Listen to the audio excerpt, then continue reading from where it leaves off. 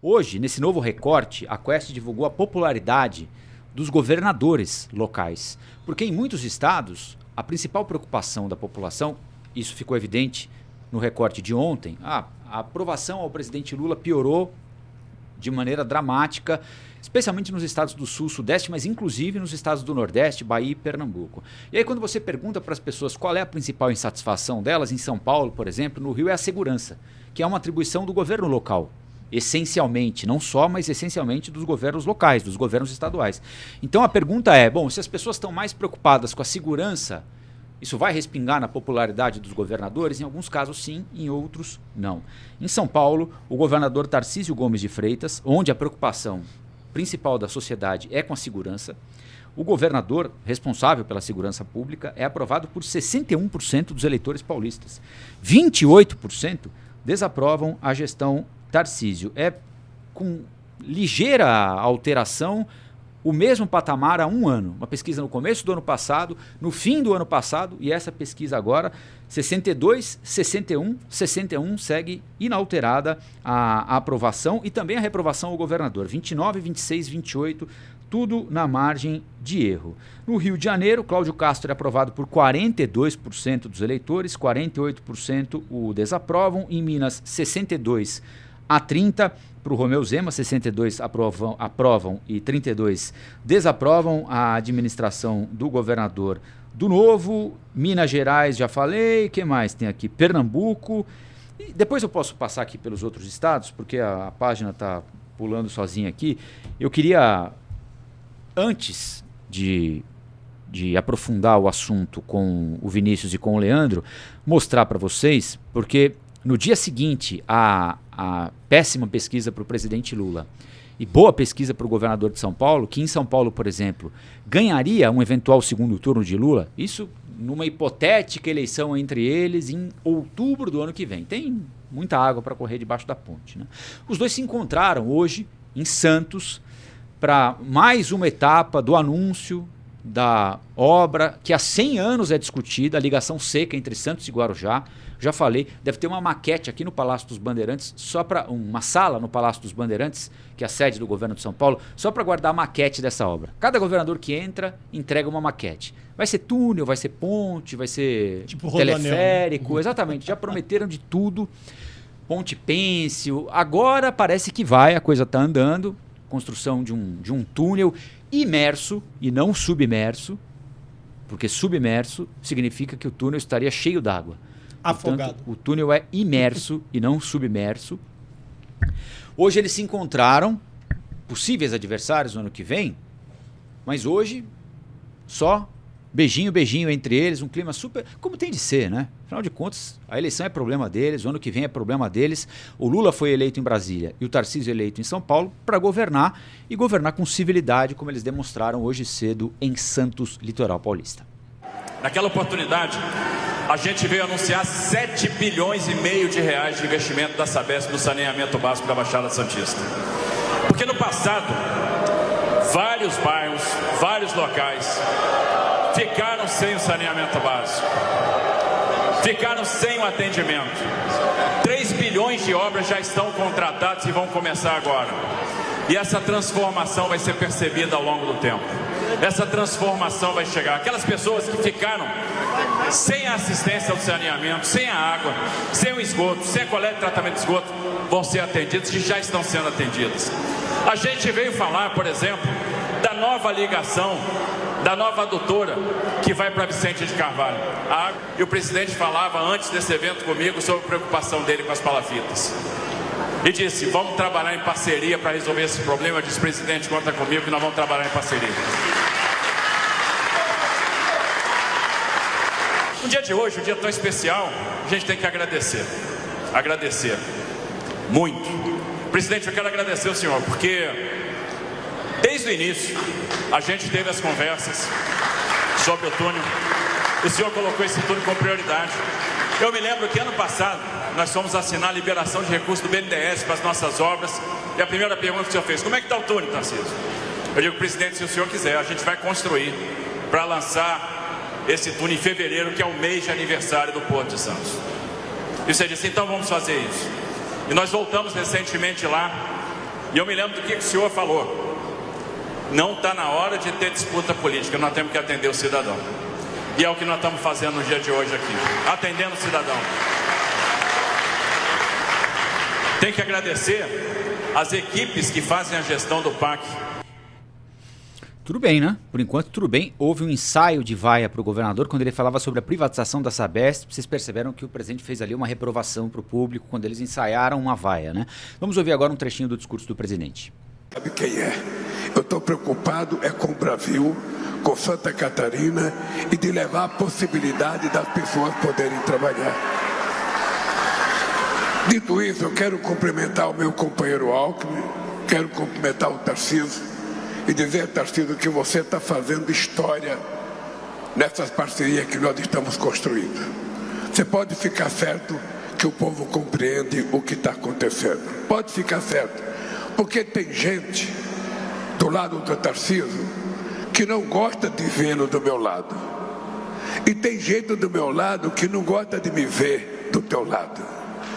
Ora, o que nós temos que ter consciência é que nós só temos um lado. É atender bem o povo de São Paulo e o povo do Brasil.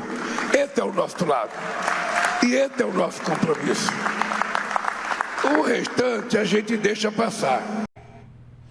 É isso, né, Vinícius? É o óbvio, mas o óbvio precisa ser dito também, né? Faz tempo que a gente não vê esse tipo de situação e me parece que a última vez que nós tivemos um registro parecido com esse, Rafa, foi justamente com o presidente Lula e com o Tarcísio em um evento que ficou marcado por alguém da plateia que gritou: volta pro PT, Tarcísio.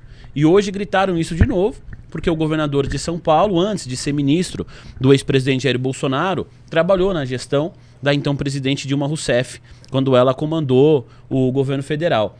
É um sopro, né, de esperança para que a gente consiga colocar no mesmo ambiente pessoas que estão de maneira pública em lados antagônicos da política, mas com capacidade de diálogo, né? Às vezes a gente não consegue fazer isso dentro da nossa própria casa, da nossa própria família, e o presidente da República, junto ao governador de São Paulo, conseguiram fazer isso hoje em um evento importante de Santos. Esse imerso, que o Rafa muito bem colocou aqui. Não fui eu que expliquei, só para atribuir aqui, né, ser justo. Nós vamos mostrar segunda-feira aqui uma entrevista. Ninguém vai achar que eu estou aqui ao vivo na segunda-feira de carnaval entrevistando o vice-governador. Mas a Tainá fica brava quando conta que é gravado. Segunda-feira, imagina, segunda-feira de carnaval, eu e o vice-governador de São Paulo trocando ideias aqui. É óbvio que já está gravado, Tainá. Desculpa. Mas a Tainá não gosta. Vamos falar a verdade, vamos ser real. Ele explicou na entrevista que eles tinham feito toda a arte do evento, e não desse evento aí, toda a arte sobre o túnel com submerso. E aí alguém falou, mas submerso... Afundou. Aí eles trocaram tudo, entendeu? Para imerso. Imerso.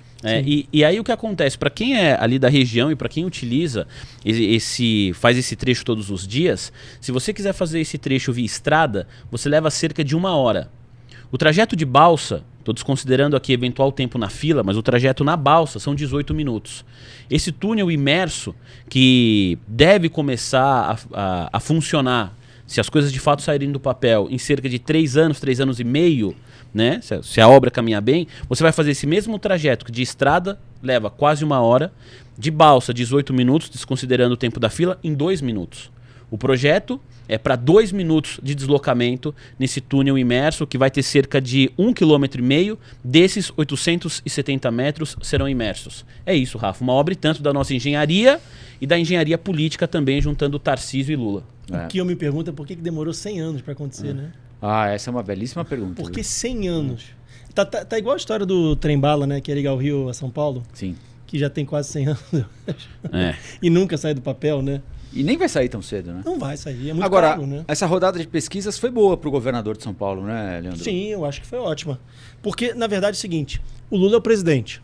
O governador de São Paulo é cogitado para ser o próximo candidato à presidência em 2026 pela direita. Sim. Ele diz que não vai ser, mas a gente sabe que quando chega perto da eleição, a opinião muda, né? E aí, ele ter uma boa relação com o atual presidente significa que ele está apontando para a esquerda o seguinte: olha, eu também converso. Eu também consigo negociar. Eu não vou governar só para um lado, não. Eu também consigo me relacionar bem com o outro lado. Isso é muito importante para ele. né? E eu vi que a pesquisa aqui ele está com 61 de aprovação. Né? Isso é, para o lado esquerdo, digamos assim, é bom. Não sei se o pessoal da direita vai levar isso numa boa, né? Essa relação que ele está tendo com o Lula, mas a gente não pode ser bobo. Ele está inaugurando uma obra, ou começando um edital, né, de uma obra que levou 100 anos para começar, no maior colégio eleitoral do país, há 1 ano e pouco das eleições, com uma relação com um governo de oposição. Então isso também é bom para ele. Me parece que se o governador do estado de São Paulo tentar ou quiser ser reeleito aqui pro estado, ele já está reeleito. Não vejo nenhum nome para disputar, assim, mas nem de perto com o Tarcísio. É coisa para ganhar, ser eleito no primeiro turno. Agora, você comentou, né, a respeito de uma suposta antipatia que o bolsonarista mais raiz pode sentir pelo Tarcísio Gomes de Freitas. Lá, onde eu trabalho também no TC, a gente estava transmitindo essa cerimônia do lançamento do edital ao vivo.